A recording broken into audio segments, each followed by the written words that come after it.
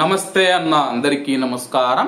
కువైట్లోని Jleeb all సువైక్ పైన ప్రభుత్వ అధికారులు దృష్టి పెట్టినట్లయితే స్థానిక మీడియా పేర్కొంది. ప్రస్తుతం కువైట్లోని జిలీబ్ ఆల్ సువైక్ ప్రాంతంలో అనేక సమస్యలు ఉన్నాయని చెప్పేసి దీంతో ప్రభుత్వ సంస్థలు జిలీబ్ ఆల్ సువైక్లోని అత్యంత ప్రముఖమైన సమస్యలను పరిష్కరించేందుకు కృషి చేస్తూ ఉన్నాయి.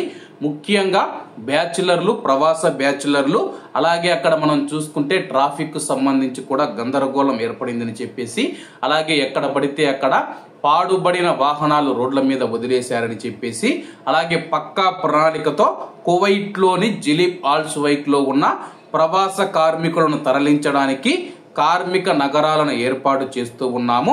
వీధుల్లో చెట్లను నాటడం ద్వారా ఆ యొక్క ప్రాంతాన్ని అభివృద్ధి చేస్తూ ఉన్నాము.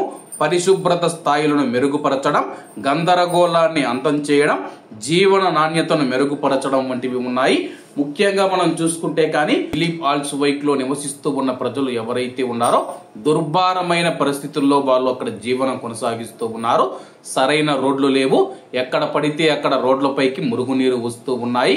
అలాగే ఎక్కడ చూసినా సరే కానీ అపరిశుభ్రం ఎక్కువగా ఉందని చెప్పేసి వీటిని అధిగమించడానికి మేము అక్కడ చెట్లు నాటుతామని చెప్పేసి అక్కడ వీధులు ఏవైతే ఉన్నాయో వాటిని పరిశుభ్రంగా ఉంచుతాము.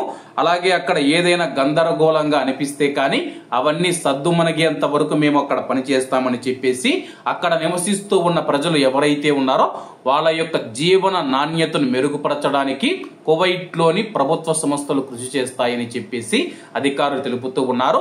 ప్రస్తుతం జిలీబ్ ఆల్ సువైక్ పైన మేము ఫోకస్ పెట్టాము. అక్కడ ప్రవాస బ్యాచులర్లు ఎక్కువగా నివసిస్తూ ఉన్నారు.